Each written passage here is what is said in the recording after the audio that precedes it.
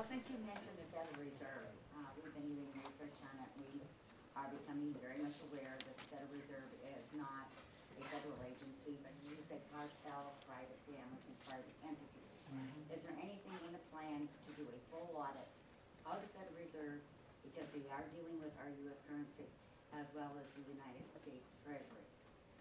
Because yes. we have a charter with the Federal Reserve.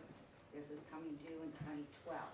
We do not know, since no one has seen this charter, we do not know what's in the charter.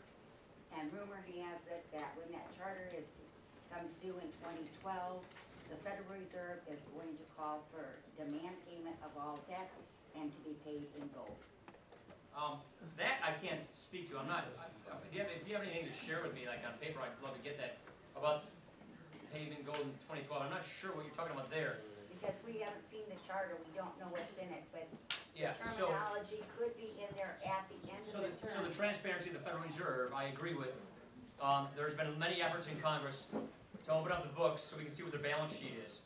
But we Right need now- a full forensic audit. Right, both of the entities. Federal Reserve's balance sheet. I agree with that. Now, what I don't want to see Congress do is get into politicians micromanaging the money supply or the Federal Reserve. That's even, I mean, a bigger problem. But let's open up their books so that we can see what it is they do and they bought. I totally agree with that.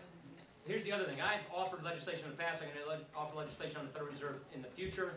Is get them off of all these other jobs and get them focused on one job, which is price stability and maintaining the soundness of our dollar. I would argue that the Federal Reserve, with all these multiple jobs, these multiple directions, is they're not doing any of them very well. They're trying to micromanage our economy, and they're doing so at the expense of the soundness of our currency. And so I would have a Federal Reserve that has very limited powers, far more limited than what it has today, that has transparent books so we see what their balance sheets are, so we know what it is they purchase and what value and all of that stuff, so we know the true fiscal condition.